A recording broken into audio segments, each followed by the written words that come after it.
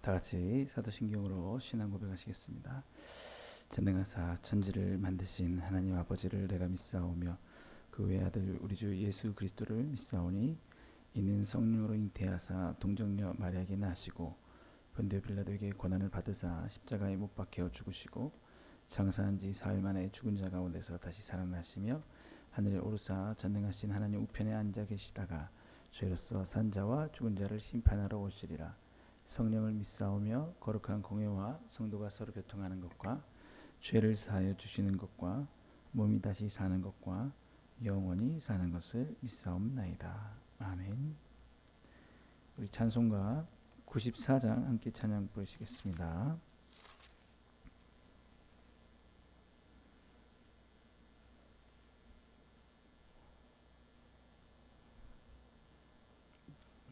찬송가 94장입니다. 주 예수보다 더 귀한 것은 없네. 이 세상 부귀와 바꿀 수 없네. 영죽은 내 대신 돌아가신 그 놀라운 사랑 잊지 못해.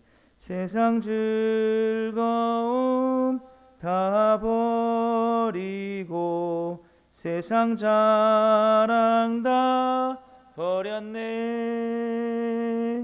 주 예수보다 더 귀한 것은 없네. 예수 밖에는 없네. 주 예수보다 더 귀한 것은 없네. 이 세상 명예와 바꿀 수 없네. 이전에 즐기던 세상 일도 주 사랑하는 맘 뺏지 못해. 세상 즐거움 다 버리고 세상 자랑 다 버렸네. 주 예수보다 더 귀한 것은 없네. 예수 밖에는 없네. 주 예수보다 더 귀한 것은 없네. 이 세상 행복과 바꿀 수 없네.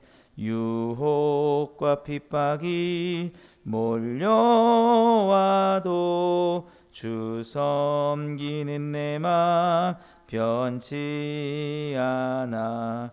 세상 즐거움 다 버리고 세상 자랑 다 버렸네. 주 예수보다 더 귀한 것은 없네. 예수 밖에는 없네. 오늘 우리 다 같이 보실 하나님 말씀은 구약 하박국 2장 1절에서 4절까지 말씀입니다. 구약 1303페이지 하박국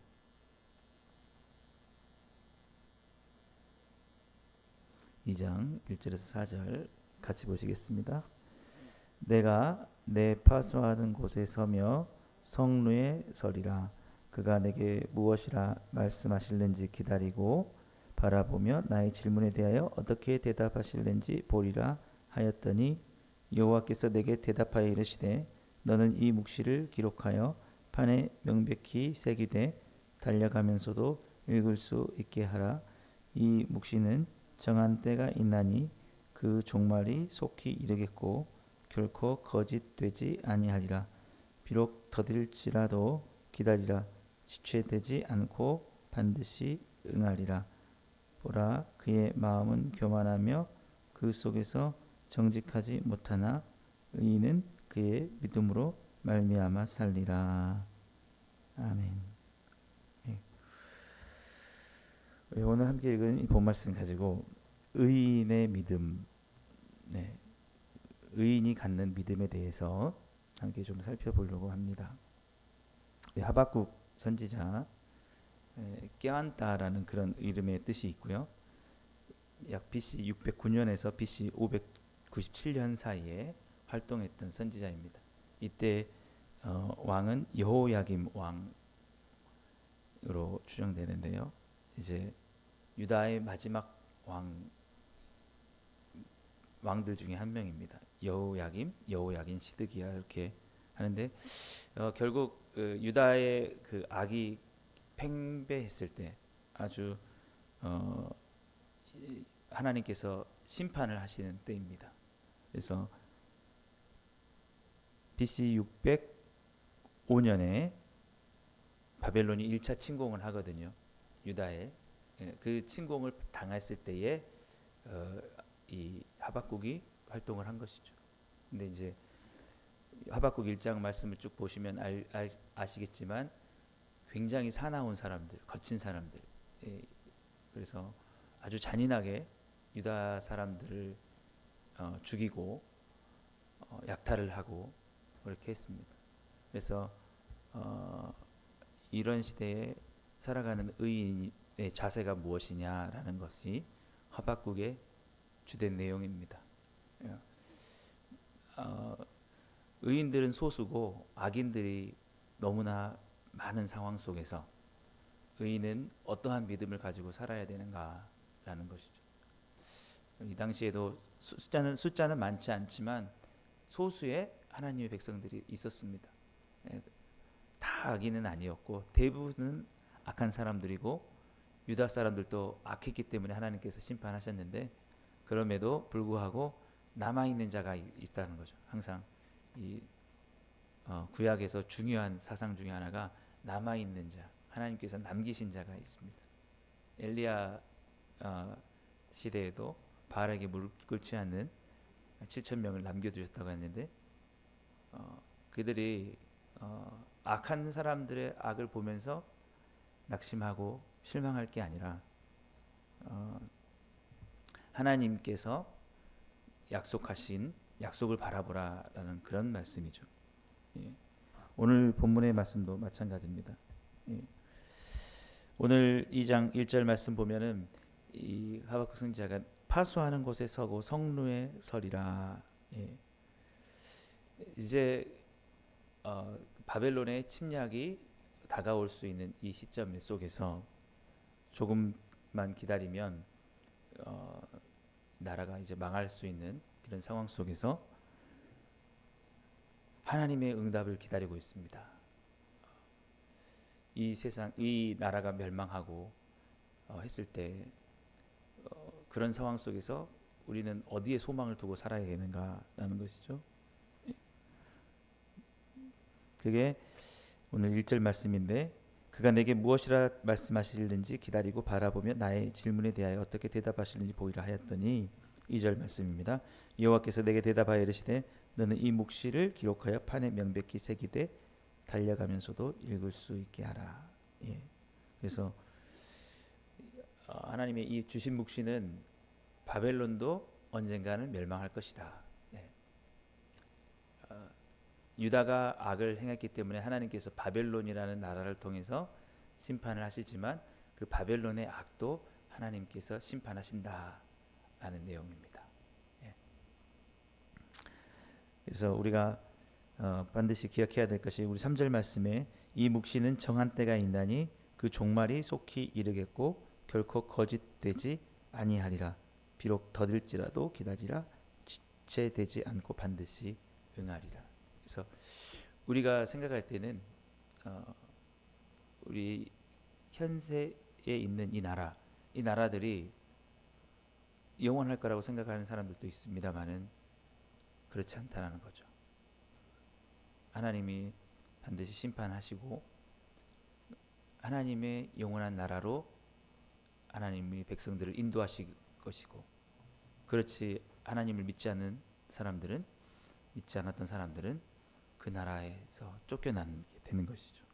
그래서 결국 이 시대를 살아갔던 사람들에게도 하나님께서 동일하게 말씀하시는데 너희들의 소망을 이 세상의 모든 것에 두지 말라라는 거예요.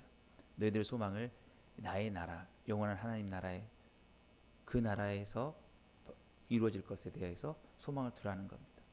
왜냐하면 이 세상은 이미 죄악된 세상이고 죄가 관영한 세상이고 그래서 하나님은 이미 때를 정하셨다는 거예요.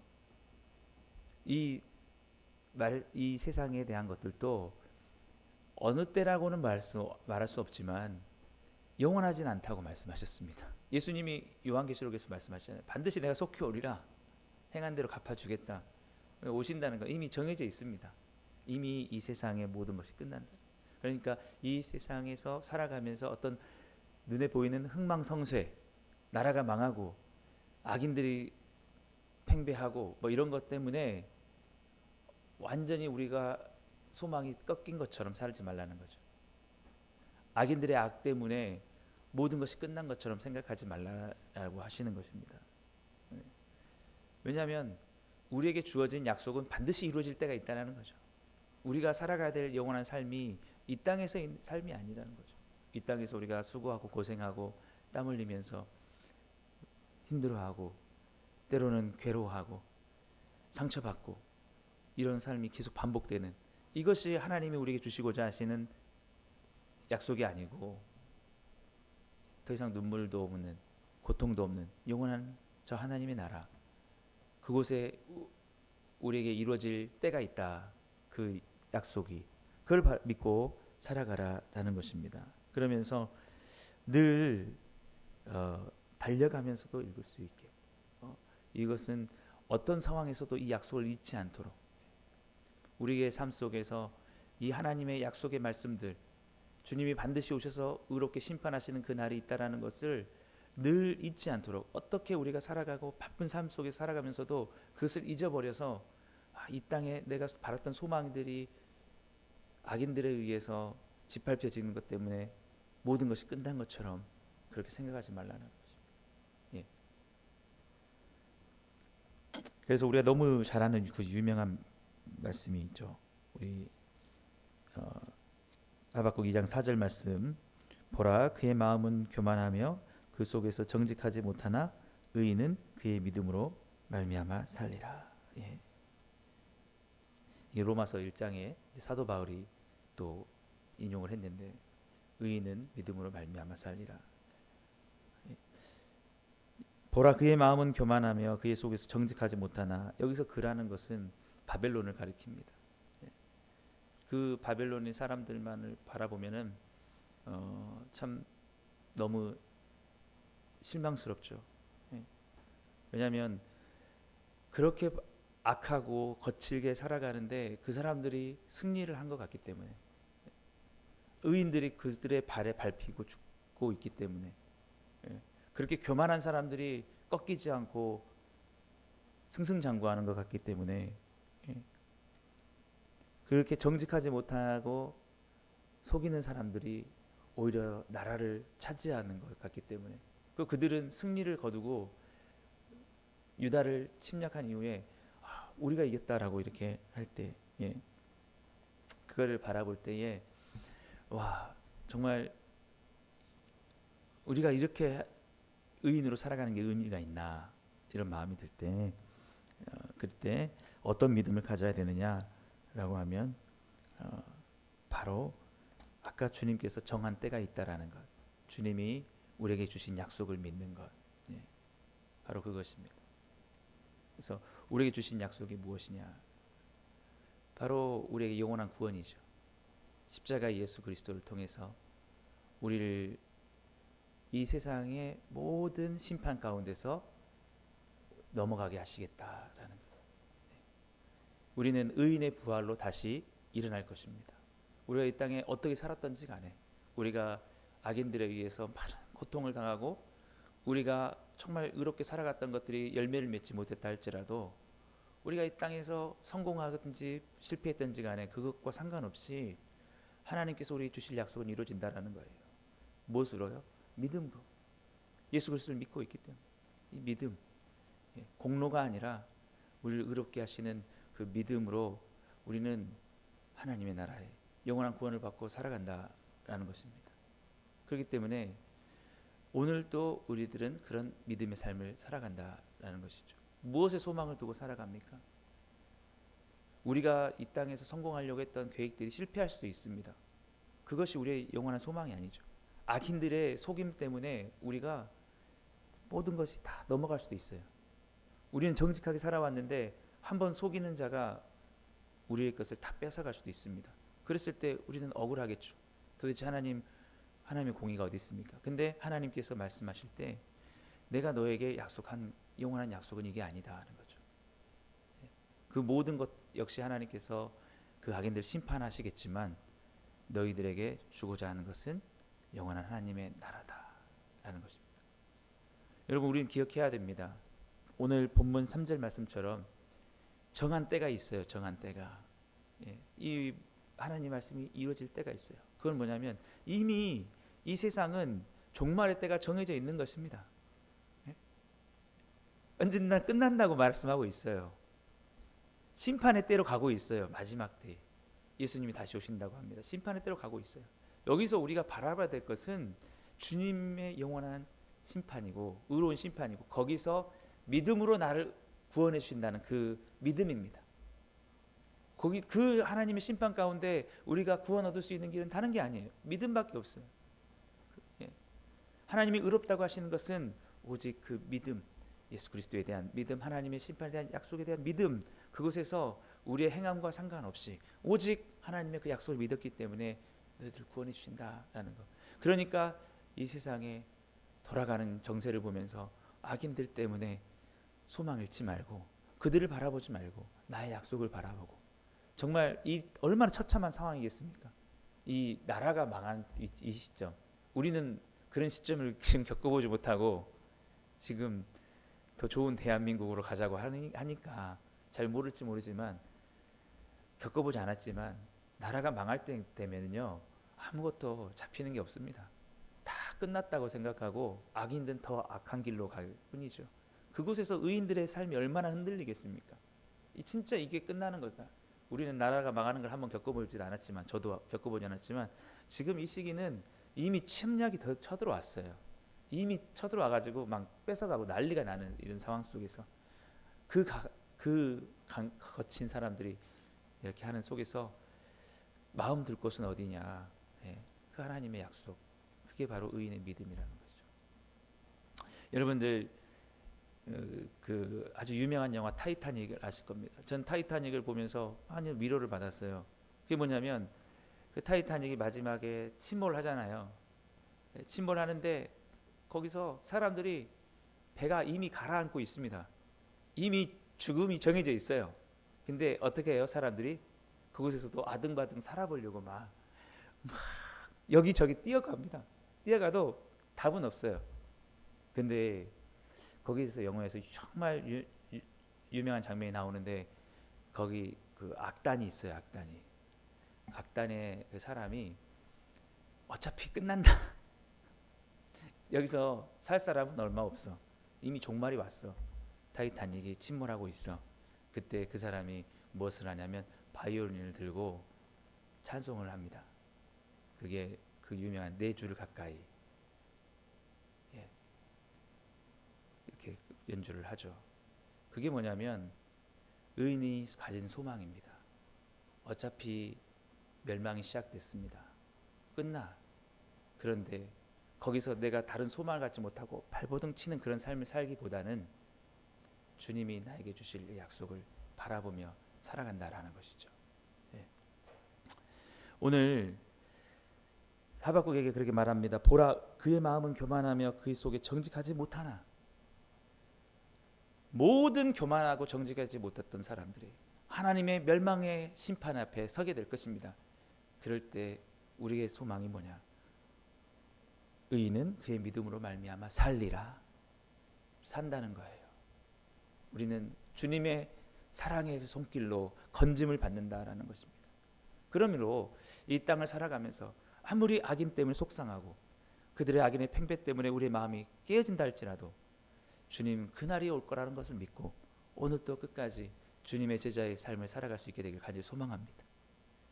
초대교회 성도들이 그 많은 핍박을 당하면서도 담대하게 그 콜로세움에서 죽을 수 있었던 거, 순교할 수 있었던 건 뭐냐면, 억울하지 않게 죽을 수 있었던 건 뭐냐면 바로 의인은 믿음으로 말미암아 산다는 것. 루터가 이 말을 가지고 종교개혁을 일으켰습니다. 그 어두운 시기 가운데 정말 그 로마 카톨릭에 부패한 사람들이 루터를 죽이려고 하는 순간에도 의인은 믿음으로 말미암아 살리라. 내가 여기서 죽더라도 나는 주님을 향한 믿음 때문에, 이 약속 때문에 나는 살리라. 그러면 여러분, 우리가 지금 이 시대에 살아가면서 크리스찬으로 살아가는 거에 아무리 힘들다 할지라도 우리가 지칠 이유가 뭐가 있습니까? 잘했다, 착하고 충성된 종아. 주님이 오셔서 칭찬하실 그날을 바라보면서 우리는 악인들을 바라보고 실망할 것이 아니라 주님이 오셔서 정말 잘했다 칭찬하실 그날이 올 거라는 믿음을 가지고 오늘도 여러분 십자가의 사랑을 가지고 복음을 전하면서 끝까지 지치지 않고 살아가시는 여러분 다 되실 수 있기를 주님이 축복합니다. 이게 바로 의인이 가진 믿음입니다. 오늘도 이 믿음으로 살아가시고 이 믿음으로 승리하시는 여러분 다 되시기를 주님을 축복합니다. 기도하겠습니다. 사랑해 주님 감사합니다. 참으로 주님 믿음으로 살아가는 삶이 쉽지 않다 할지라도 반드시 그 믿음에 대한 주님의 약속과 보응이 있기에 주님 그 때를 바라보며 이 모든 것들을 다 심판하실 주님의 그날에 우리가 믿음으로 살 것을, 구원 얻을 것을 바라보며 오늘도 이 믿음의 길, 좁은 길을 끝까지 달려갈 수 있는 우리 모두가 되게 하여 주옵소서. 지치고 힘들어 있는 모든 성도들을 주께서 위로하시고 다시 세우셔서 우리에게 맡겨진 사명 끝까지 잘 감당할 수 있게 하여 주옵소서. 예수님으로 감사하며 기도드리옵나이다. 아멘.